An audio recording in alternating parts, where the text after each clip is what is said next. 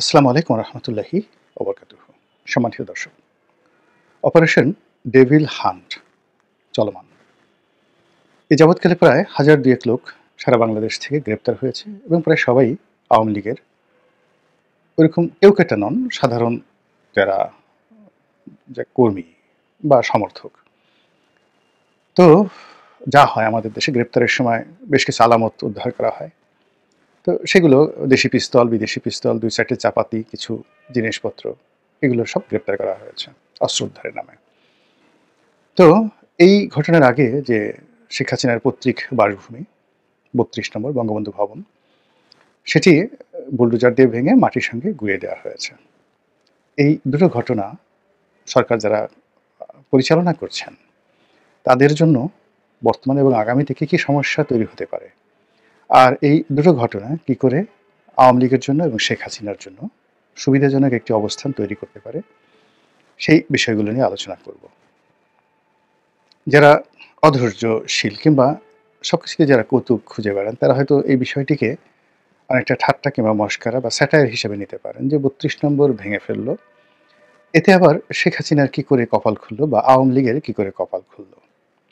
অথবা operation devil হান্টের নামে সারা দেশের যদি ২,০০০ আওয়ামী লীগের নেতাকর্মী গ্রেপ্তার হয়ে থাকেন, কিংবা ধরুন যদি আরও চিহ্নিত দালাল, ফড়িয়া, টাউট, বাটপার আওয়ামী লীগের যারা ছিল, তারা যারা এই সময় মুখ ঢেকে আছে, এবং একই সঙ্গে প্রশাসনের যে সকল কর্তা ব্যক্তি আওয়ামী লীগের সময়টিতে রীতিমতো রামরাজত্ব কায়েম করেছিল পুলিশের, সেনাবাহিনীর এবং সিভিল সার্ভিসের।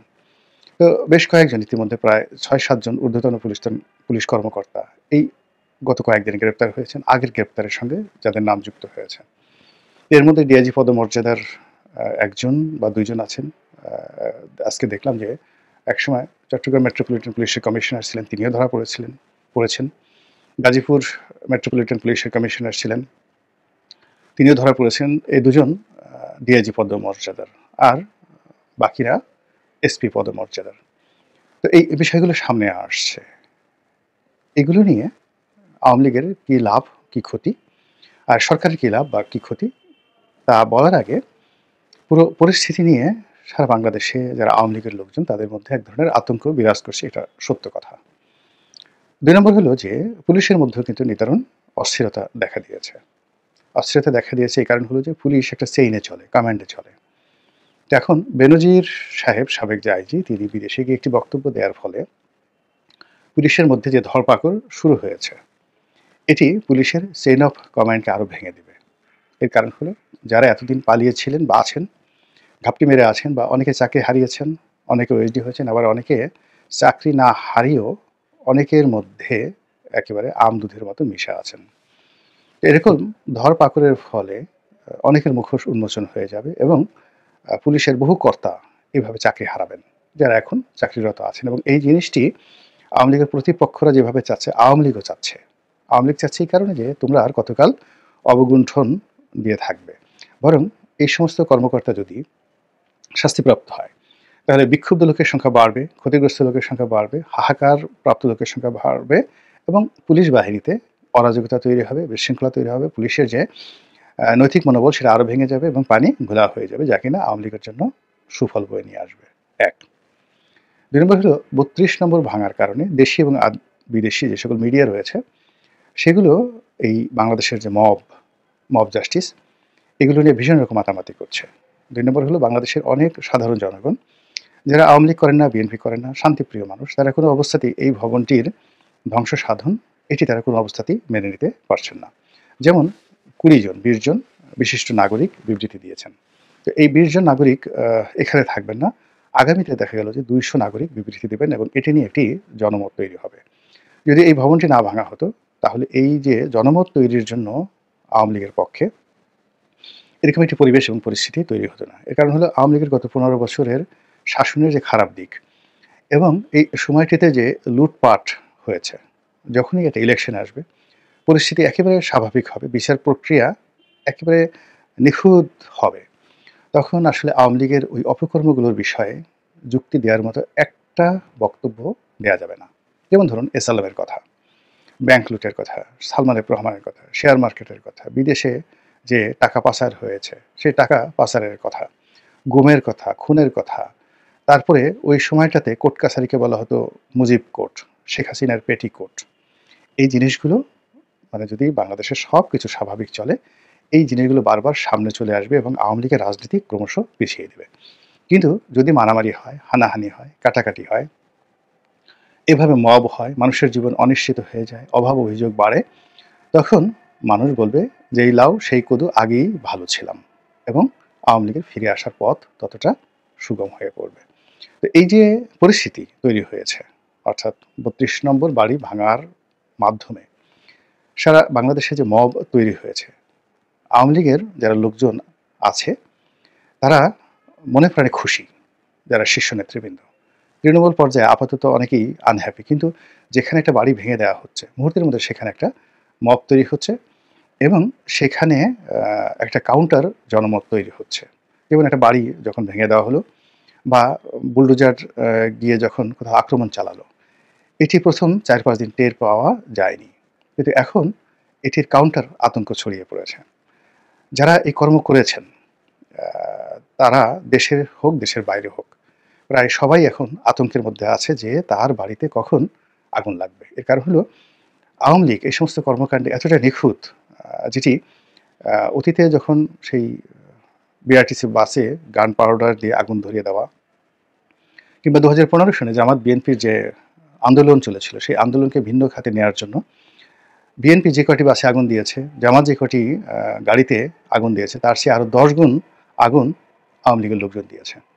দিয়ে পুরো পরিবেশ পরিস্থিতিটি জনমতের ক্ষেত্রে বিএনপির জন্য এবং জামাতের জন্য এতটা বুমেরাং হয়ে পড়ে যে সকল দায় দায়িত্ব বিএনপি জামাতের ঘাড়ে চলে আসে। তারা অগ্নি সন্ত্রাস করেছে এবং হাজার হাজার মানুষ পুড়ে গেছে। এখন আমরা বলতে পারছি না যে এটা আওয়ামী লীগ করেছে, এটা জামাত করেছে, এটা বিএনপি করেছে, কিন্তু যেহেতু আন্দোলনটা চলছিল বিএনপি জামাতের ডাকে, ফলে পুরো দায় দায়িত্ব বিএনপি এবং জামাতকে নিতে হয়েছে। এবং তার কারণে কি হলো, ২০১৫ সনে ওই যে জ্বালাও পোড়াও আন্দোলনের শুরুটা হয়েছিল বিএনপি জামাতের হাত দিয়ে, এবং যেটা পূর্ণতা পেয়েছিল আওয়ামী লীগ বা তাদের গোয়েন্দা সংস্থার মাধ্যমে, এবং এর ফলে গণতান্ত্রিক আন্দোলনের যে একটা ঐতিহ্য আমাদের দেশে, হরতাল, অবরোধ, হরতালের আগের রাতে গাড়ি পোড়ানো, তারপরে আরও অনেক কিছু করে, এটি বাংলাদেশে চিরতরে বন্ধ হয়ে গেছে।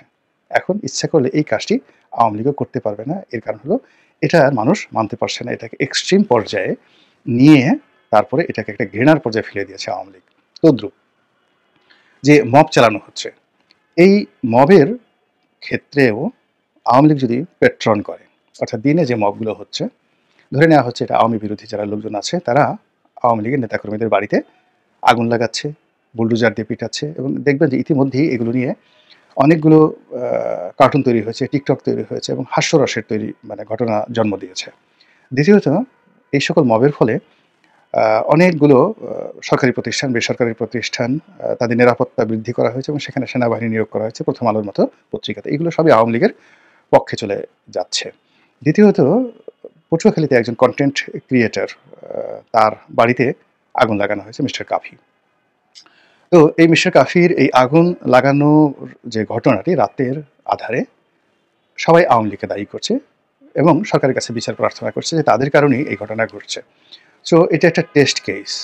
ওই যে গাজীপুরের যে সাবেক মেয়র জাহাঙ্গীর, সে যে বলছে যে আমাদেরকে যদি দিনের আলোতে চলতে ফিরতে দেয়া না হয়, আমরা রাতে কাউকে ঘুমাতে দেব না। তো কাজেই সারা বাংলাদেশে এই যে কাফি সাহেবের যে বাড়ি, ওটা বলতে গেলে টিন এবং কাঠের তৈরি বাড়ি, এবং ওই বাড়িতে তার বাবা মা ছিল, আত্মীয় স্বজন ছিল, সম্ভবত পরিবারের ৬ জন। তারা যে কিভাবে প্রাণে বেঁচে গেছে এটি বিভৎসক। এর কারণ হলো এই ধরনের বাড়িতে যদি আগুন লাগে সাধারণত মানুষের শরীর দগ্ধ হয়ে যায়। তো সারা বাংলাদেশে এ যাবৎকালে যা কিছু ঘটেছে, এটার অ্যাগেইনস্টে অকারেন্স ঘটানোর মতো সুযোগ এবং ফোর্স দুটোই আওয়ামী লীগ পেয়ে গেছে। এর কারণ হলো যতক্ষণ না পর্যন্ত একটা মানুষ নিজে বিক্ষুব্ধ না হয় এবং যতক্ষণ না পর্যন্ত একটা মানুষ ক্ষতিগ্রস্ত না হয়, সে কখনোই অন্যের ক্ষতি করতে পারে না। তো ৩২ নম্বর আওয়ামী লীগের কেবলা, এই ৩২ নম্বরকে ভেঙে ফেলার ফলে আওয়ামী লীগের সমস্ত নেতাকর্মীর শরীরে, মনে, মস্তিষ্কে আগুন এবং বারুদ এই দুটো ছড়িয়ে দেওয়া হয়েছে, ফলে তারা টগবগিয়ে ফুটছে। ২ নম্বর হলো আওয়ামী লীগের অনেক নেতাকর্মীদেরকে মামলা মোকদ্দমায় এই যে জড়ানো হলো বা গ্রেপ্তার করা হলো, তাদের আত্মীয়স্বজন থেকে শুরু করে এমনকি তারা যদি সন্ত্রাসী হয়, তাদের ক্যাডার বাহিনী আছে, তারা জেলখানাতে বসে আরও নিরাপদে, নিশ্চিন্তে যেমন ধরা গেল যে অমুক এলাকার হাবলুকে ধরা হয়েছে। তো হাবলু জেলখানাতে বসে বলল যে, "আমি তো এখন নিরাপদ, জেলখানাতে আছি।" সে কাবলুকে বলল। কাবলু পুলিশের খাতায় এনলিস্টেড না। সে বলল যে, "যা, অমুকের বাড়িতে আগুন দিয়ে আয়। রাতের আঁধারে আগুন দিয়ে আয়।" তো এই জিনিসগুলো কিন্তু ৫৫-৫৬ সনে পাকিস্তান জমানাতে ব্যাপকভাবে তখন বাংলাদেশে চালু হয়েছিল যুক্তফ্রন্ট সরকারকে যাকে বলা হয় ব্যর্থ করে দেওয়ার জন্য, এবং এর প্রেক্ষিতে কিন্তু আইয়ুব খানের মার্শাল ল এসেছিল সারা বাংলাদেশে। পাটের গোডাউন থেকে শুরু করে ব্যবসা বাণিজ্য, শিল্প, কলকারখানাতে শুধু আগুন আর আগুন।